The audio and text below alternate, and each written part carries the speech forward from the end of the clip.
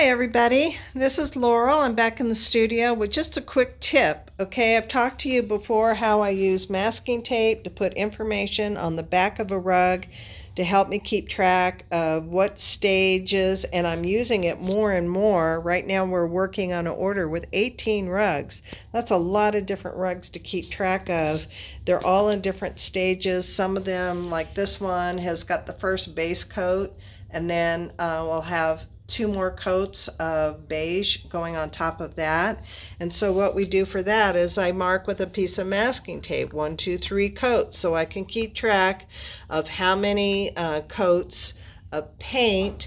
Then after that, after we paint, I put down the varnish date. Okay, and because I will wait about 3 or 4 days before I varnish it. So I need to remember, when do I varnish this rug?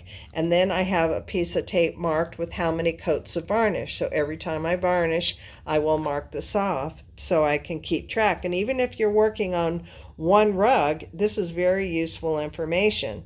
I've also given a letter to each size of the rug.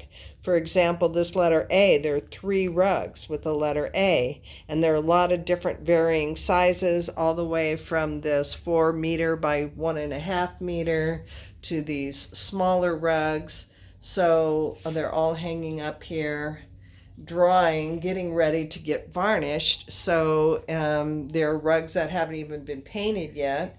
So it's just really easy, good way to keep information about any information that you want about your rug. If you have several rugs and you want to put the design, if you said this rug is going to have this design and this rug will have a different design, any information, it's really great just to get some masking tape and a marker and put that information on the back of your rug. Makes life a lot easier. Okay, well, I hope these are useful tips, and I'll see you again.